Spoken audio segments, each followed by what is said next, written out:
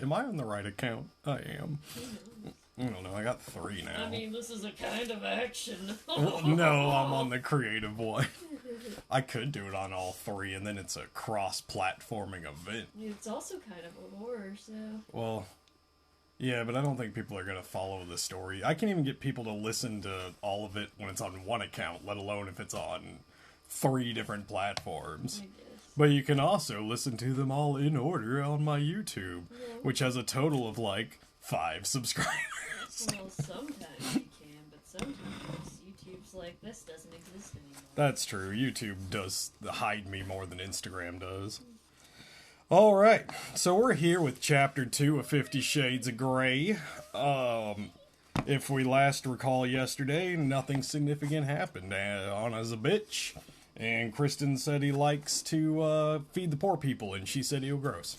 She was like, ew, how can you have money and also want to do good things? It's disgusting. Chapter 2. My heart is pounding. The elevator arrives on the first floor, and I scramble out as soon as the doors slide open, stumbling once. Absolute gravity hits so me. ridiculous. Breaks my kneecap.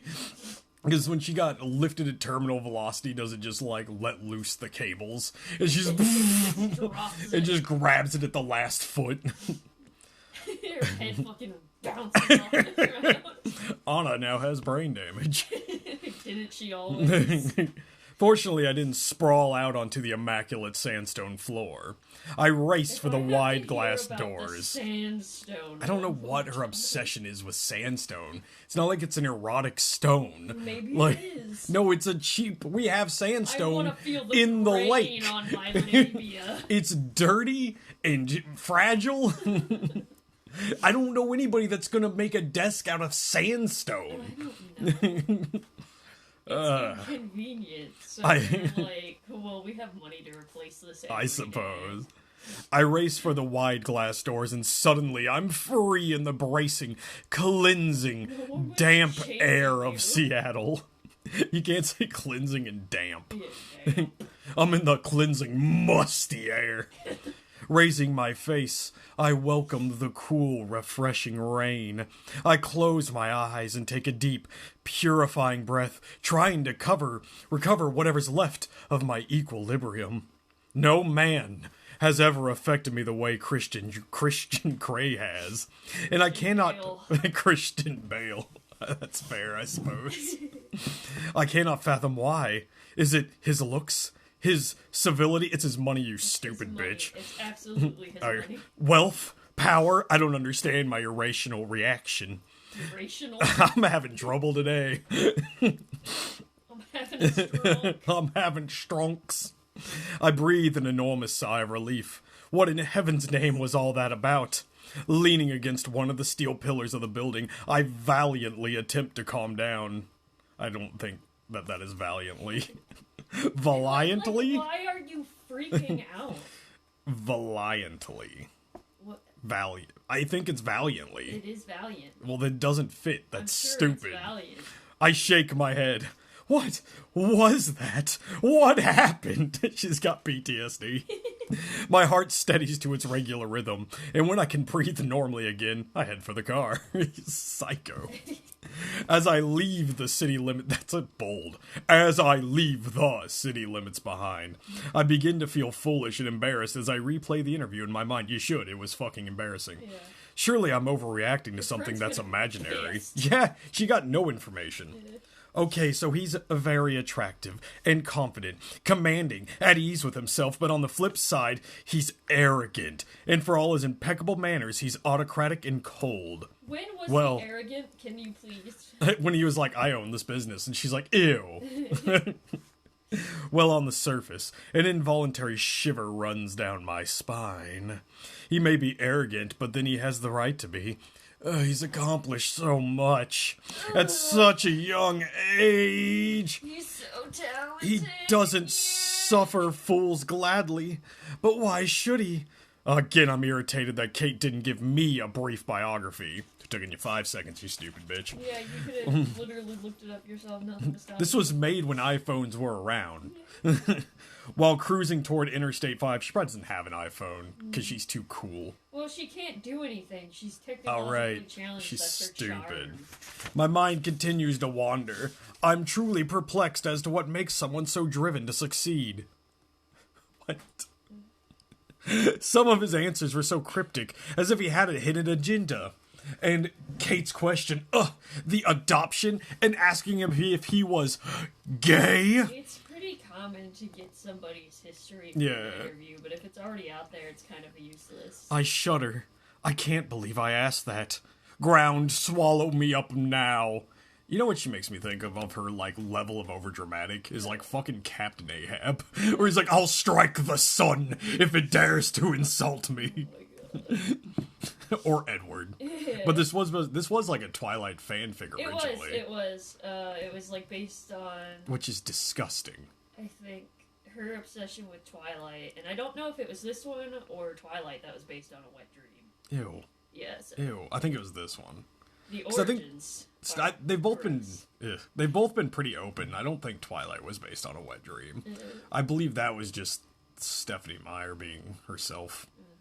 I don't know, where was I? Every time I think of that question in the future, I will cringe with embarrassment. Damn you, Catherine Kavanaugh. I check the speedometer. I'm driving more cautiously than I would on any other occasion. And I know it's the memory of those penetrating gray eyes gazing at me and a stern voice telling me to drive carefully. Shaking my head, I realize that Gray's more like a man twice his age. Forget it, Anna. Just like somebody with manners. I scold myself. I decide that, all in all, it's been a very interesting experience, but I shouldn't dwell on it. Put it behind you. I never have to see him again. I'm immediately cheered by the thought. I switch on the stereo and turn the volume up loud. For some reason, people think this is like equation to like love. It's like, if you're anxious to ever see someone again in your life, that means that you had like a negative reaction. Yeah. As I hit Interstate 5, I realize then I can drive as fast as I want to. Yep. We live in a small community of duplex apartments close to Vancouver campus of WSU. I'm lucky Kate's parents bought the place for her and I pay peanuts for rent. It's been home for 4 years now. So she's also a mooch. As I pull up outside, I know Kate is going to want a blow-by-blow account, and she is tenacious. Well, at least she has the digital recorder. I hope I won't have to elaborate much beyond what was said during the interview. Anna, you're back. Kate sits in our living area, surrounded by books. She's clearly been studying for finals. She's still in her pink flannel pajamas decorated with cute little rabbits, the ones she reserves for the aftermath of breaking up with boyfriends, for assorted illnesses, or for general moody depression. She bounds up to me and hugs me hard. I was beginning to worry. I expected you back so much sooner. She was there for like 10 minutes. Social distance. Oh, I thought I made good time considering the interview ran over. Well, she fucking drove to another city or That's something, true. So you gotta remember that. And that also, like, why is he doing a college thing in a whole nother fucking town? None of it makes sense. I wave the digital recorder at her. Anna, thank you so much for doing this. I owe you. I know. How was it? What was he like? Oh no, here we go. The Catherine Kavanaugh Inquisition. I struggle to answer her questions.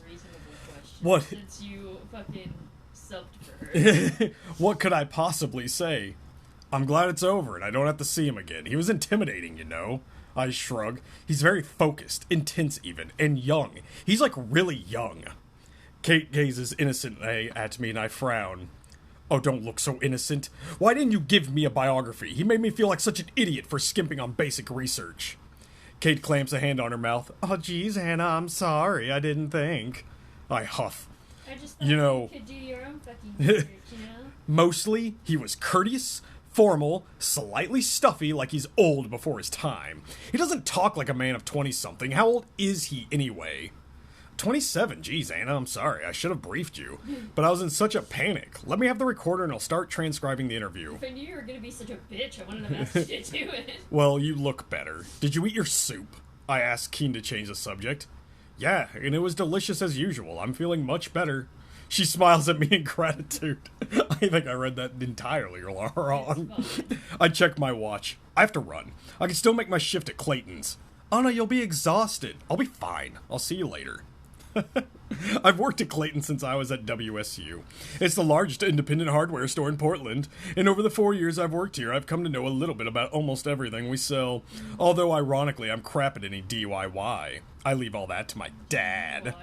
DUIY. Doing under the influence yourself. That's the only DIY you should do. DUIY. I hate that this takes place in Portland. What? Because I hate Portland. Oh. I'm glad I can make my shift as it gives me something to focus on that isn't Christian Grey. We're busy. It's start of the summer, and I can't turn this fucking page. Start of the summer season, and folks are decorating their homes. And I'm pissed off about everything. I hate Portland. Miss Clayton looks relieved to see me. Anna, I thought you weren't going to make it in today. My appointment didn't take as long as I thought. I can do a couple of hours. I'm real pleased to see you. She sends me to the storeroom to start restocking shelves, and I'm soon absorbed in the task. When I arrive home later, Catherine is wearing headphones and working on her laptop.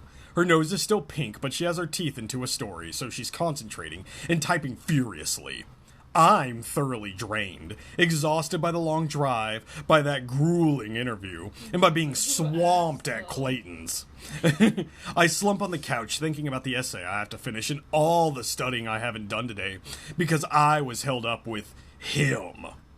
You got some good stuff here, Anna. Well done. I can't believe you didn't take him up on his offer to show you around, though. He obviously wanted to spend time with you. She gives me a fleeting quizzical look. I flush.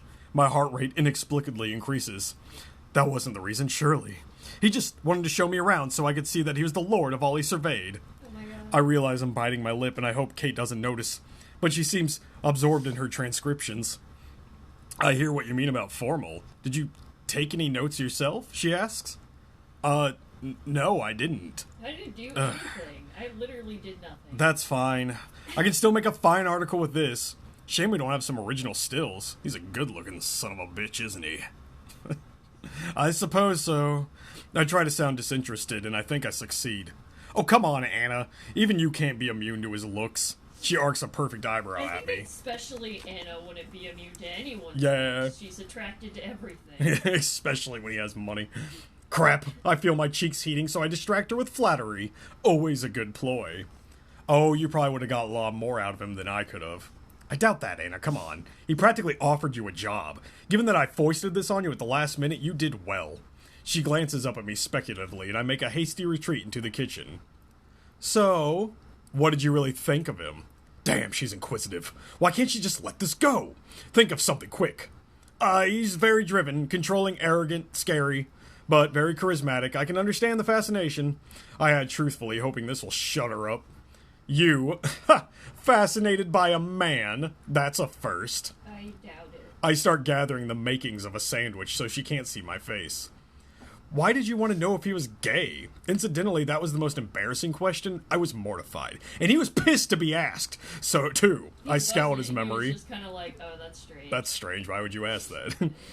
Also, like, what is this obsession, almost, with women who write these, like, fucking romance stories, and they're like, oh, I hate men. Yeah. I just hate them. And I only like this one man who is the worst. Who is the mannish man.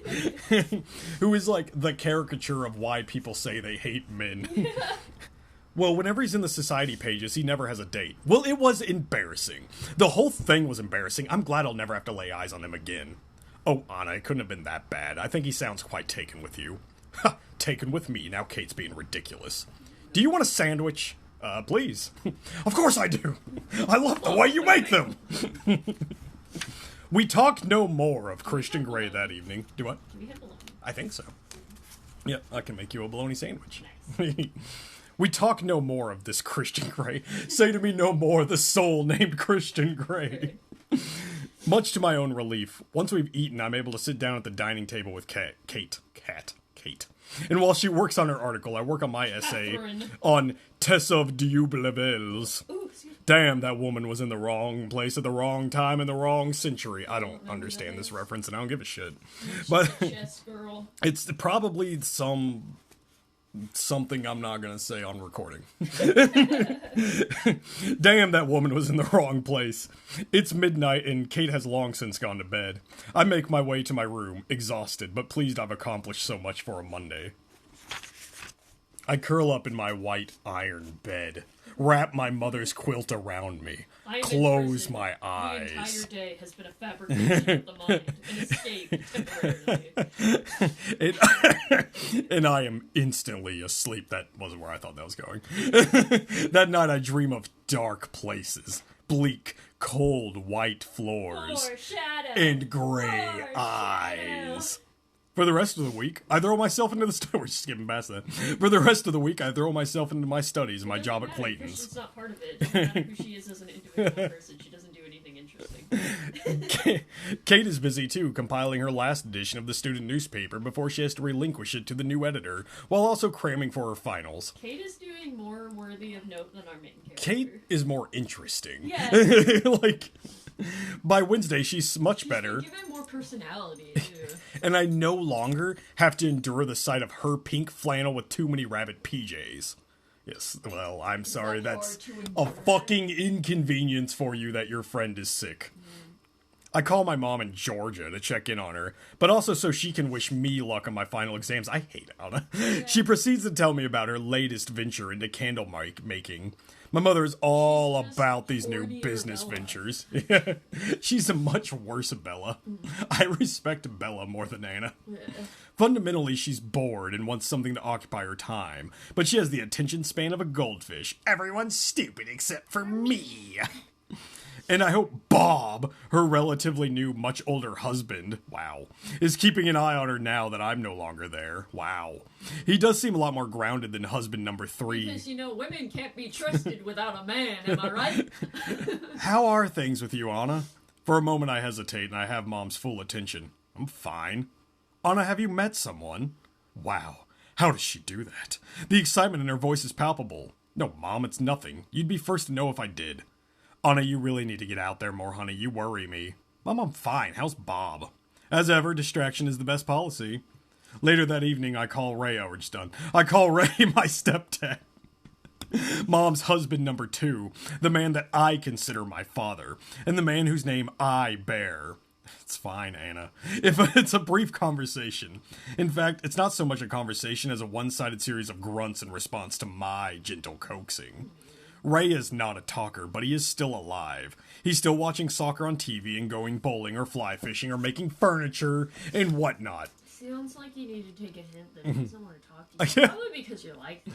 Ray is a skilled carpenter, and the reason I know the difference between a hawk and a handsaw. Friday night, Kate and I are debating what to do with our evening. We want some time off from our studies, from our work, and from our student newspapers when the doorbell rings. From everything, basically. Yeah, you could just wrap that up. Standing on our doorstep is my good friend Jose, clutching a bottle of champagne. Jose! Great to see you. I give him a quick hug. He's like, bitch, swerve. Come in. Jose is the first person I met when I arrived at WSU, looking as lost and lonely as I did. I'm sure he didn't. We recognized a kindred spirit in each other that day, and we've been friends ever since. Not only do we share a sense of humor, but we also discovered that Ray and Jose Sr. were in the same army unit together. As a result, our fathers have become good friends too. Jose's studying engineering and is the first in his family to make it to college. He's pretty damn bright, but his real passion is photography. Why is that a but?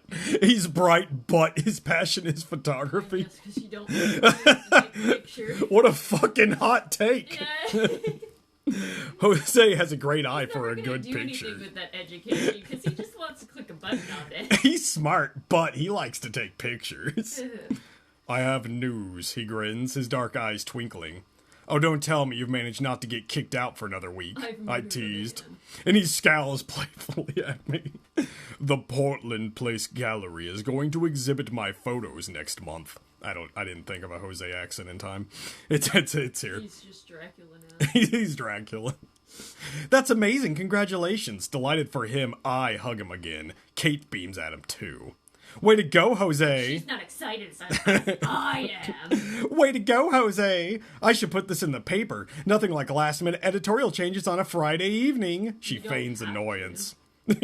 Let's celebrate. I want you to come to the opening. Jose looks intently at me and I flush. Both of you, of course. He adds, glancing nervously at Kate. Jose has a certain aura. Jose and I are good friends, but I am terrified. Strong presence. But I know deep down inside he'd like to be more. He's shut the fuck up, Anna. Oh my god. He's cute and funny, but he's just not for me. Everybody wants a piece of this Kit Kat bar. He's more like the brother I never had. Ooh, rest in peace. Oh, you're like a brother to me, Jose.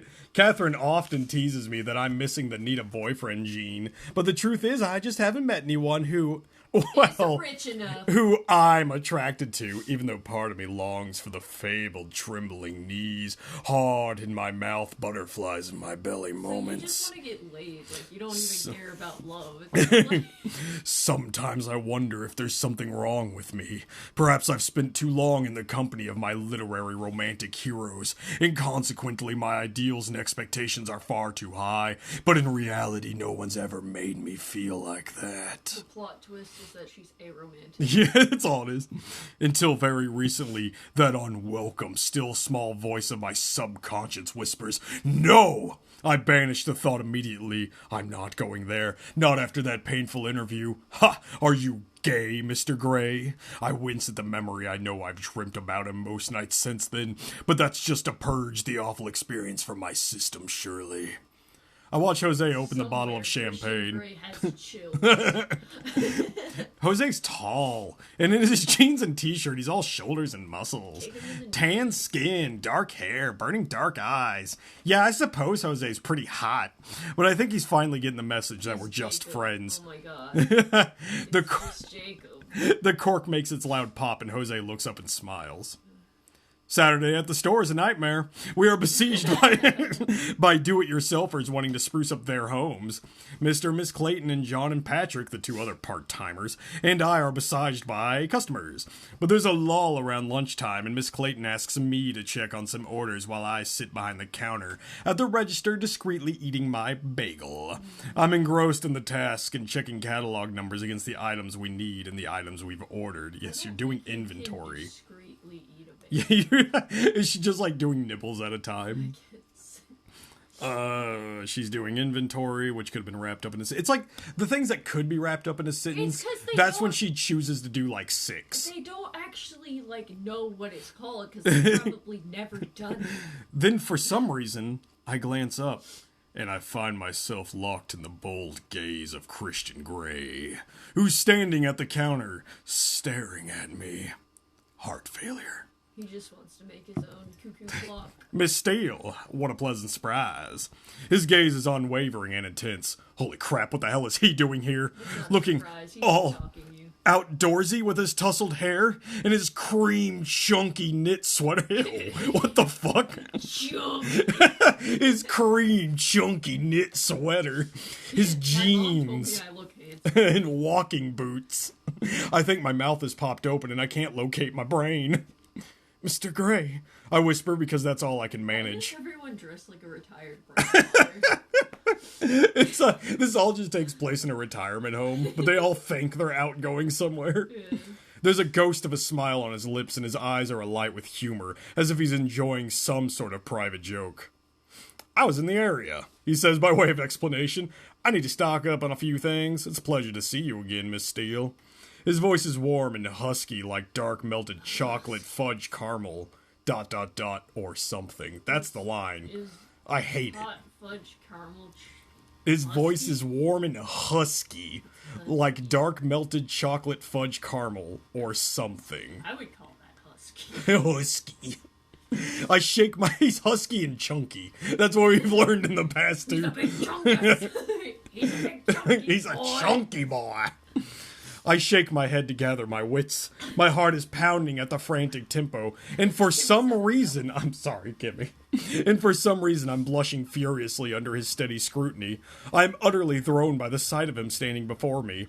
My memories of him did not do him justice. He's not merely good-looking, he's the epitome of male beauty.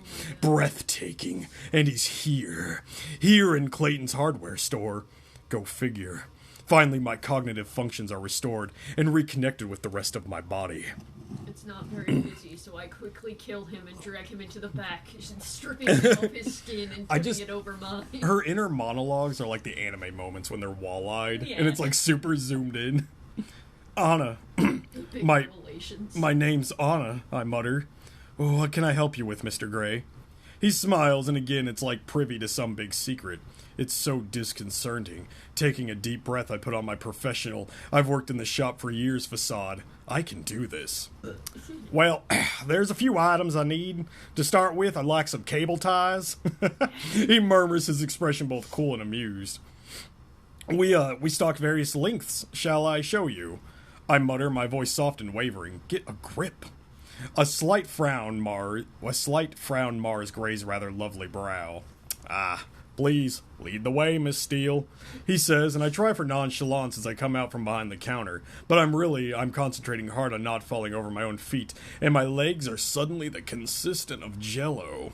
I'm so glad I decided to wear my best jeans this morning. Okay. Why? It's not gonna show when you pee or something? They're with the electrical goods. Aisle 8. My voice is a little too bright. I glance up at him and regret it almost immediately. God damn, he's handsome. After you, he murmurs, gesturing with his long, fingered, beautifully manicured hand. It's important to note that he has long fingers. Every time. Implications of finger blasting. Oh, is that what it is? Because when I think long fingers, I'm thinking like Nosferatu. Yeah, and like just like spindly. spindly. But, like, that's why long fingers are important, because it's better for fingering. Like I get beautiful manicured hand because then it's like, oh yeah, that can go in me and not hurt me. That's why, like, you have yaoi hands and then a yuri, they have like the longest fucking like tendrils. They're too long. With my heart almost strangling me because it's in my throat and trying to escape from my mouth. It's totally unnecessary. I'm gonna go through this with like a marker and then send it back to her. I head down on the aisles to the electric section. Why was he in Portland? Why is he here at Clayton's? And from a very tiny, underused part of my brain, probably located at the base of my medulla oblongata, near where the subconscious dwells, comes the thought, he's here to see you. No way. I dismiss it immediately. Why would this powerful, beautiful urbane man want to see me? I would absolutely love the one idea. Of these romance books to finally fucking like lean into that. Yeah, they're genuinely not there to see. The idea is preposterous. I kick it out of my head. Are you in Portland on business? I ask. My voice is too high, like I've got a finger trapped in the door or something.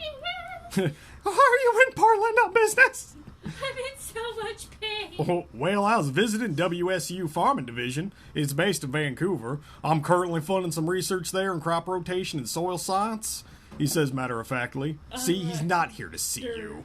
My subconscious sneers at me loud, proud, and pouty. I flush at my foolish, wayward thoughts. All part of your feed the world plan, I tease. Yeah, I guess something like that. Fun of him for that. Make fun of him for his philanthropy. Yeah, I guess something like that. He acknowledges, and his lips quirk up in a half smile. He gazes at the selection of cable ties we stock at Clayton's. What on earth was he going to do with those? I cannot picture him as a do-it-yourselfer at all. His fingers trail across the various packages displayed, and for some inexplicable reason, I have to look away. He bends and selects a packet. Ha, these'll do, he says with an oh-so-secret smile. Is there anything else? Yeah, I'd like some masking tape. Are you redecorating? The words are out before I can stop them. Surely he would hire a fucking rape kit. Yeah, this just sounds like a rape dungeon. Surely he would hire laborers or staff to help him decorate. He's like, nah. Next I need some rope, some lighter Do fluid. you sell chloroform? How big of knives do you Nah, not redecorating, he says quickly, then smirks, and I have the uncanny feeling that he's laughing at me. What is it about me that was so funny? Am I funny looking? This way, I murmured, embarrassed. Masking tape is in the decorating aisle. I glance behind me as he follows. How long you work here? His voice is PSA low. time, just in case it needs to be said, don't do bondage with cable ties. Yeah, Don't be Christian Grey, you could kill someone. There's like entire lists of like none of this. Don't use any of this. No, don't use any of this, but especially cable ties that can cut into somebody's wrist and they will die. Yeah, like cable ties will kill you. They make body tape. You work here long? His voice is low when he's gazing at me, concentrating hard. I blush brightly. Why the hell does he have this effect on me? I feel like I'm 14 years old. Strange. 4 years, I muttered as we reach our goal. To distract myself, I reach down and select 2 widths of masking tape that we stock. I'll take that one. Gray says softly, pointing to the wider tape, which I pass to him. Our fingers brush briefly, and the current is there again, zapping through me like I've touched an exposed wire. I gasp involuntarily as I feel it all the way down to somewhere dark and unexplored, deep in my belly. Desperately, I scrabble around for my equilibrium. My chastity belt that my mother put on me when I was 8 years old and never removed.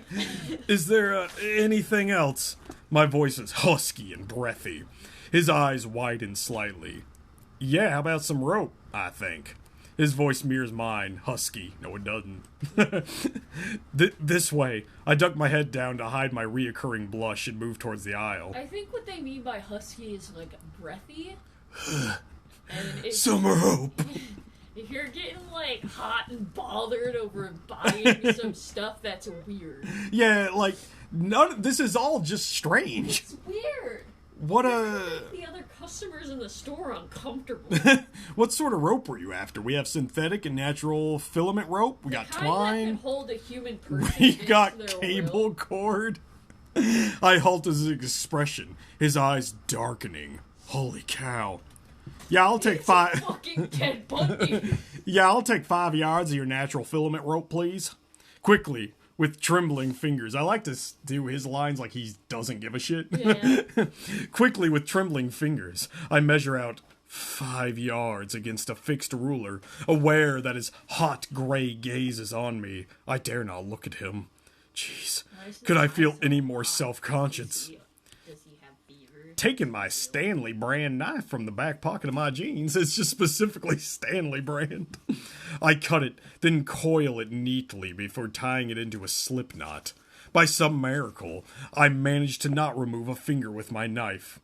Say, were you a Girl Scout? By a miracle? He asks, sculptured. Every day I sensual lips had curled in amusement. Don't look at his mouth! It's italicized.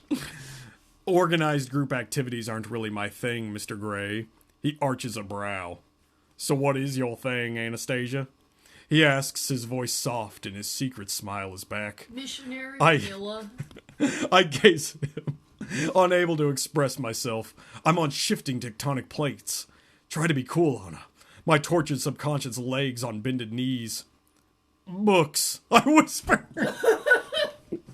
Try to be cool. Fuck me. Books. I'm into books.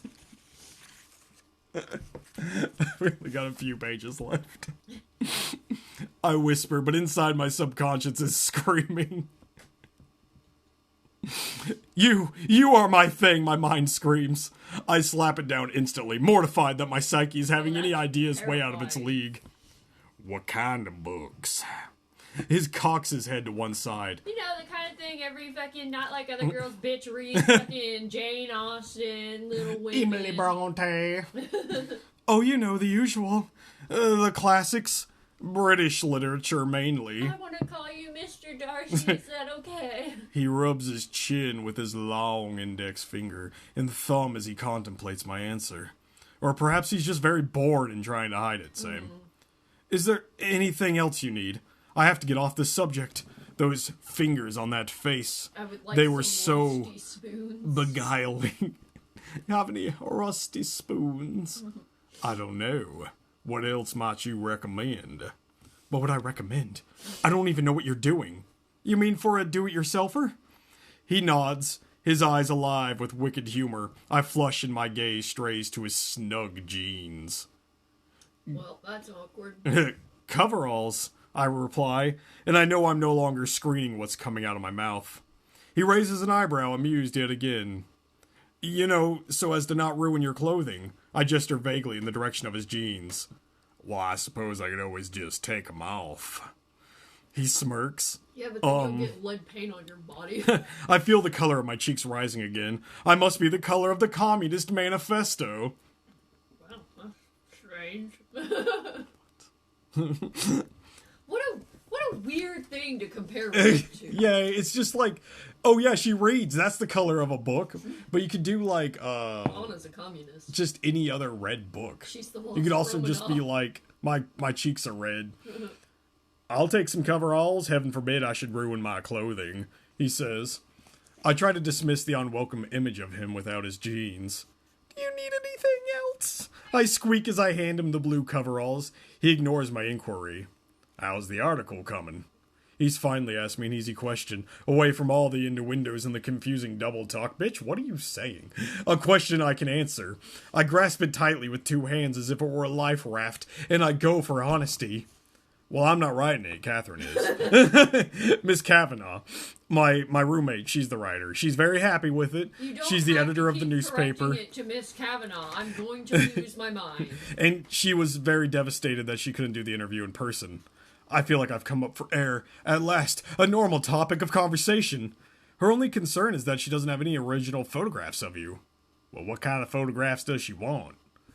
Okay, I hadn't factored in that response. Certainly not a picture of you and your fucking old dad. I shake my head because I don't know how to respond. Well, I mean, I'm around tomorrow. You'd be willing to do a photo shoot? My voice is squeaky again.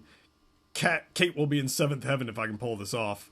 And you might see him again tomorrow. The dark place at the base of my brain whispers seductively at me. I dismiss the thought of all the silly, ridiculous...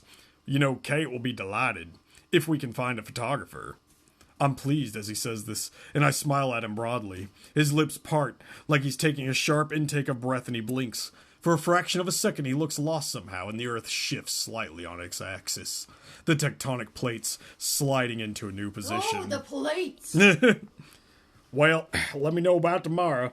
Reaching into his back pocket, he pulls out his wallet. Here's my card. It's got my personal cell phone number on it. You'll need to call before 10 tomorrow morning. Okay. I grin up at him. Kate is going to be thrilled. Anna. Paul has materialized at the other end of the aisle. He's Mr. Clayton's younger brother. I heard he was home from Princeton, but I wasn't expecting to see him today. His name's Paula? Paul has. Oh. Yeah. Mr. Gray frowns as I turn away from him. Excuse me for a moment. Paul has always been a buddy, and in the strange moment that I'm having with the rich, powerful, awesomely off-the-charts, attractive, control freak Gray, it's great to talk to someone who's normal. Paul hugs me hard and takes me by surprise. That's so weird, Fritz. Anna, hi, it's good to see you. He gushes.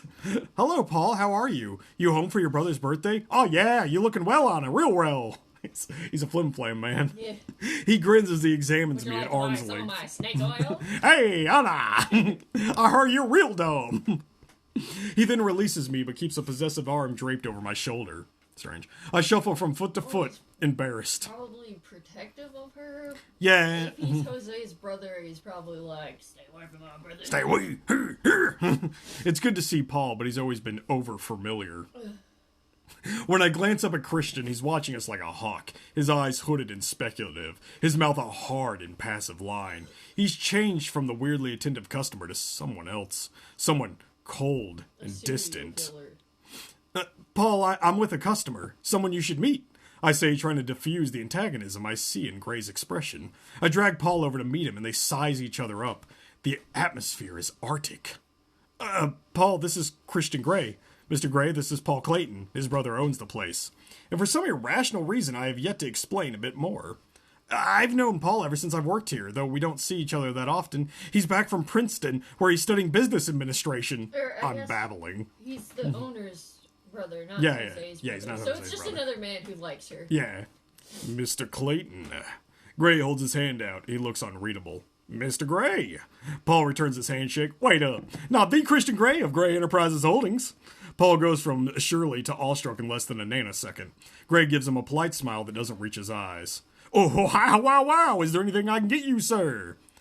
Well, Anastasia's got it covered, Mr. Clayton. She's been very attentive. His expression isn't passive, but it's words. It's like he's saying something else entirely. It's baffling. Well, cool, Paul responds. I'll catch you later, Anna. Sure, Paul. I watch him disappear towards the stockroom. Paul's willing to pimp her out. Is there anything else, Mr. Gray? Well, just these items. His tone is clipped and cool. Damn, have I offended him? I ring up the rope, coveralls, masking tape, and cable ties. That'll be $43, please. I glance up at Gray and I wish I hadn't. He's watching me closely, intently. It's unnerving. Would you like a bag? Please, Anastasia. His tongue caresses my name, and my heart once again is frantic. I can hardly breathe. Way to describe speaking. I can hardly breathe. Hurriedly, I place his purchases in a plastic bag. Now, you'll call me if you want to do that photo shoot, right? He's all business once more, and I nod, rendered speechless yet again, and hand back his credit card. Well, good. Until tomorrow, perhaps. He turns to leave and then pauses. Oh, and Anastasia? I'm glad Miss Kavanaugh couldn't do the interview. He smiles and strides with renewed purpose out the store, slinging the plastic bags over his shoulders, leaving me a quivering mass of raging female hormones. I spend several minutes staring at the closed door through which he just left before I return to planet Earth. It's like basically Lightning McQueen. Ka-chow! Yeah, ka-chow. Okay, I like him. There, I've admitted it to myself. I cannot hide my feelings anymore. I've never felt like this before. I find him attractive, very attractive. But it's a lost cause. I know when I sigh with bittersweet regret it was just a coincidence his coming here. But still, I can admire him from afar. Surely, no harm could come of that. And if I can find a photographer, I can do some serious admiring tomorrow. I bite my lip in anticipation. I find myself grinning like a schoolgirl. I need to phone Kate. I need to organize that photo shoot. And that is the end of chapter 2. At least they're both criminally insane. Yeah, it's good. Alright, goodbye.